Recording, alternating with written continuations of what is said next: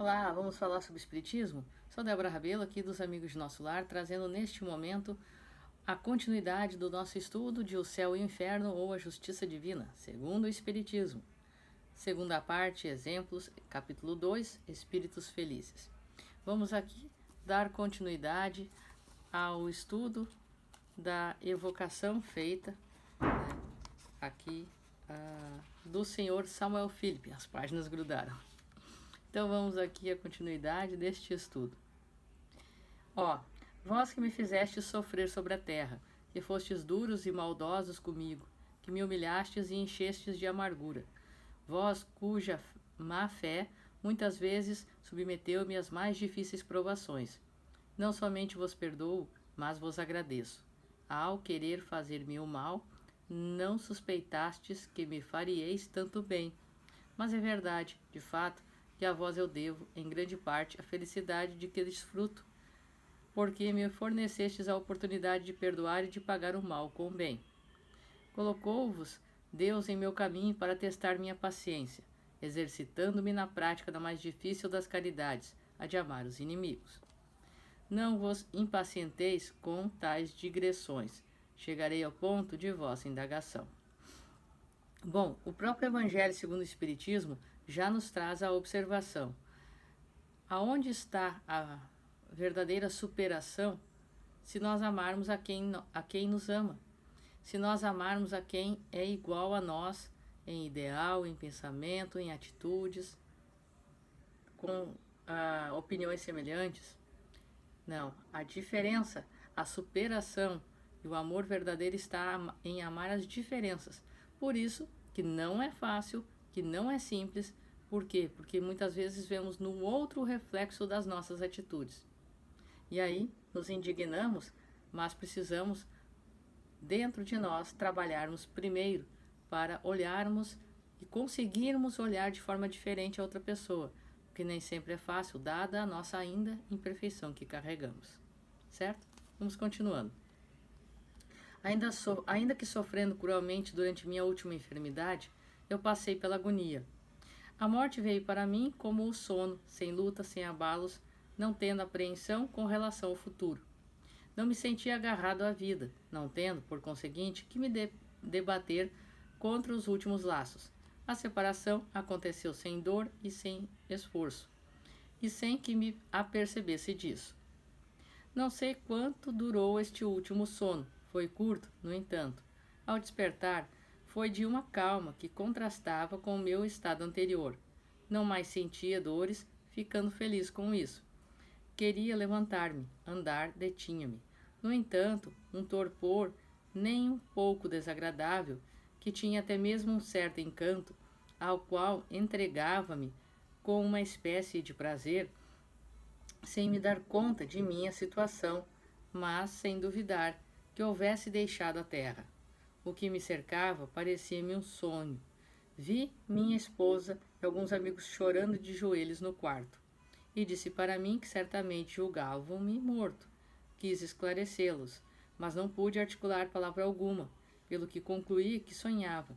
Fortalecendo essa ideia, havia o fato de que me via cercado por várias pessoas amadas, falecidas de há muito tempo, e por outras que à primeira vista não reconheci, e que pareciam velar por mim, aguardando que despertasse. Então, a passagem dele do corpo desta terra para o plano espiritual, o seu desenlace do corpo físico, este desligamento, foi tão calmo, sutil e tranquilo pela paz que ele já carregava em seu espírito, que ele julgava estar sonhando. Sentia desta forma. Via pessoas que já haviam desencarnado ali à sua volta, assim como os outros de joelhos pedindo por ele, orando, sentindo, por ele, chorando, mas não conseguia definir o que isso significava. Continuemos. Tal estado foi entremeado de instantes de lucidez e de sonolência, durante os quais eu alternadamente recobrava e perdia a consciência de meu eu. Pouco a pouco, minhas ideias adquiriram mais clareza.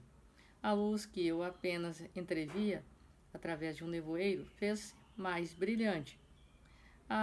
Comecei então a reconhecer-me e compreendi que não pertencia mais ao mundo terreno. Se não houvesse conhecido o Espiritismo, a ilusão, sem dúvida, teria se prolongado por muito tempo.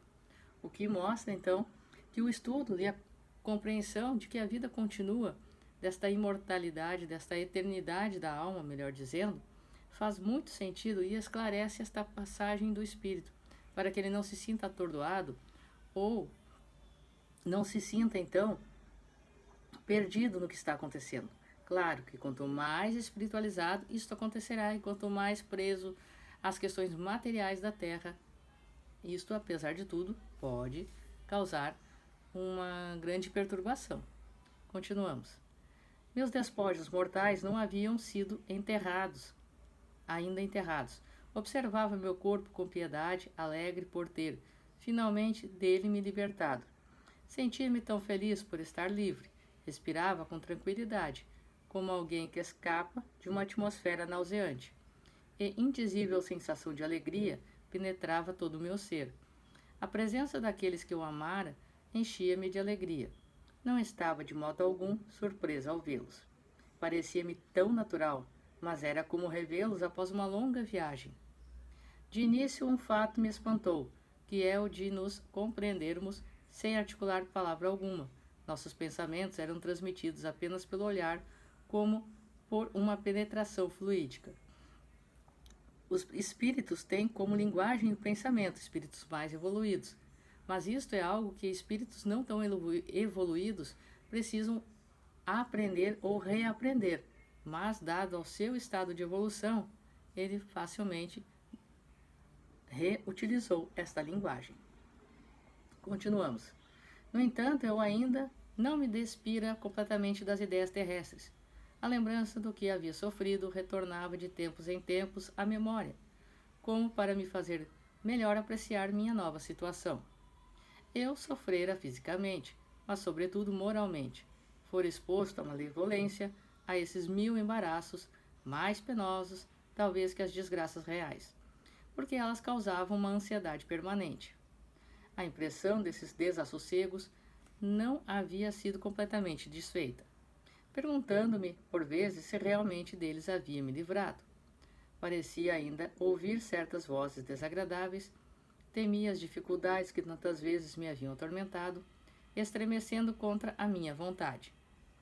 De modo a assegurar-me de que não era vítima de uma ilusão. Apalpava-me, por assim dizer, e quando adquiri a certeza de que tudo isso acabara, pareceu-me que um peso enorme fora retirado de mim. É, pois, verdade que estou finalmente livre de todos esses cuidados que fazem o tormento da vida. Dizia para mim mesmo, dando graças a Deus. Sentia-me como o pobre que herdasse repentinamente uma grande fortuna. Durante algum tempo, ele duvida da realidade e sente as preocupações da privação. Se compreendessem os homens a vida futura, que força, que coragem, tal convicção não haveria de lhes proporcionar na adversidade. O que não fariam enquanto estão sobre a terra, para garantir a felicidade que Deus conserva aos filhos obedientes às suas leis? Eles veriam quão pouco representam os prazeres que cobiçam, em comparação àqueles que menosprezam. 3. Nesse mundo, tão novo para o Senhor, perto do qual o nosso tão pouco representa, os vários amigos que aí tem reencontrado, fizeram-no perder de vista sua família e seus amigos na terra? Resposta. Se eu os tivesse esquecido, seria indigno da felicidade de que desfruto. Deus não recompensa o egoísmo, ele o pune. O mundo em que me encontro poderia levar-me a desprezar a terra, mas não os espíritos que aí estão encarnados. Somente entre os homens é que se vê a prosperidade fazer com que se esqueçam os companheiros do infortúnio. Vou muitas vezes rever os meus. Fico feliz pelas lembranças boas que guardam de mim, pelos pensamentos que me atraem para junto deles. Assisto a diálogos, alegro-me com suas alegrias, e seus sofrimentos me entristecem, mas não com a tristeza cheia de ansiedade da vida humana, porquanto compreendo que tais sofrimentos são apenas passageiros, e para o bem deles. Fico feliz ao pensar que um dia também eles virão para esta morada em que se desconhece a dor. Para que se tornem dignos dessa morada é que eu dedico esforçando-me em sugerir-lhes bons pensamentos, e principalmente a mesma resignação que tive diante dos desígnios de Deus. Minha maior aflição é quando os vejo retardar esse momento pela falta de coragem, pelas queixas, pela dúvida sobre o futuro ou por qualquer ato repreensível. Trato então de afastá-los do mau caminho. Se sou bem-sucedido, é uma grande alegria para mim, e com isso rejubilamo-nos todos aqui. Se não alegro êxito, exclamo com pesar. Desculpem, mas um atraso para eles. Consola-me, no entanto, saber que nada está perdido para sempre. Desculpem.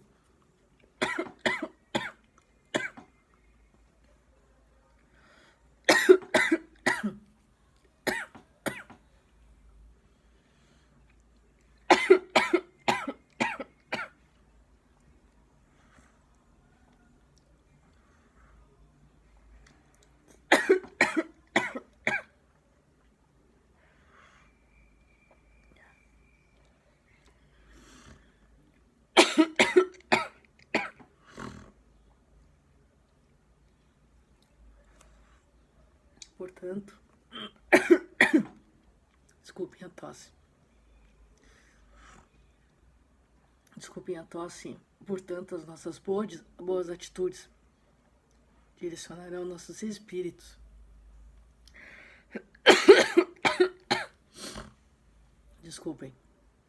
boas atitudes direcionarão para o bem ou para o mal, se assim nós fizermos.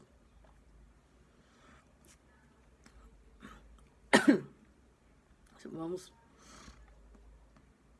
procurar fazer o bem, porque assim alegraremos os que estão ligados a nós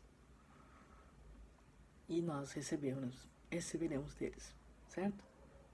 Muito obrigada a todos. Conversaremos melhor no próximo estudo por conta desta tosse.